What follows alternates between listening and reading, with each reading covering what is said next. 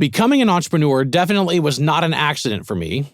My father started several businesses. My grandfather ran his own farm. My great-grandfather ran his own medical practice. My great-great-grandfather owned and ran a sanatorium. I'm a fifth-generation entrepreneur, and very few people in my family have worked as employees for anybody else. Aunts, uncles, cousins, parents, grandparents, and so on led organizations they started, scaled and sold, and then they started again.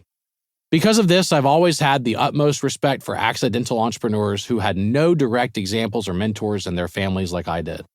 If this is you, I'm incredibly humbled you're reading this, and I'm excited to share the family education. My father was the ultimate example of an entrepreneur.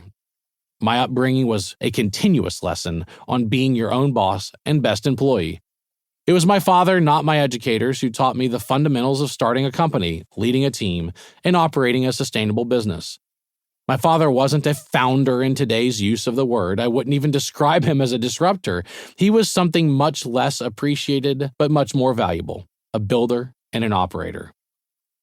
My dad taught me that regardless of how you intend to start a business, whether through invention, innovation, or process improvement, you cannot grow a business without consistent, persistent hard work.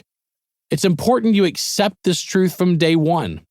I continue to meet entrepreneurs, bootstrapped and not, who believe if they work hard enough for 12 months, they can coast forever after. It's easy to think, when I get to $1 million in revenue, I'll hire people to do the legwork. I'll show up to the office when I want, be the big boss, make the big decisions, and leave at 4 to play some golf.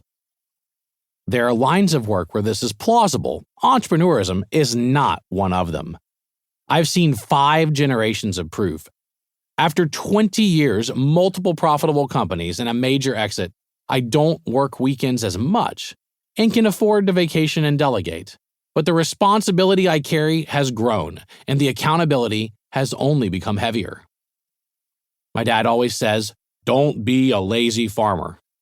It means that no matter how successful your harvest and how much wealth or fame it brings, there's no substitute for hard work when the next planting season comes. Get up early, work hard, and go to bed tired. History continues to prove that most of the time, successful people simply outwork their competition. My dad is a prime example of that. Another saying my dad may as well have tattooed on my forehead is, "Cash is king." From watching my father start and grow multiple businesses and running my own, I've learned that nothing beats cash on hand, in good years, but especially in bad. It takes discipline, sacrifice, and a lot of productive paranoia to have cash in the bank at all times, but that's exactly what you owe yourself, your vision, and your team.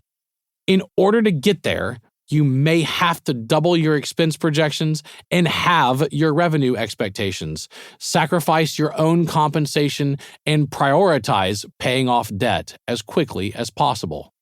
Simple, right? Not really, but it's worth it. My dad was the first to show me how it's done.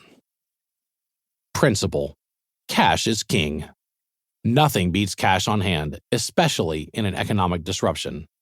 To build a sustainable business, seek opportunities to generate recurring cash with low overhead. My dad, the farmer, sailor, and Teflon salesman. In 1943, rural Mississippi, a 5-year-old and his dad were prepping a tractor for planting season. The dad dismounted the tractor to hook up a piece of equipment to the back. When he was done, the 5-year-old confidently hopped into the driver's seat of the tractor for the first time ever and drove it out of the barn. What did the dad say? Nothing. That was a good thing about my father. He let me run. I'm sure he was terrified, but he would let me do it regardless.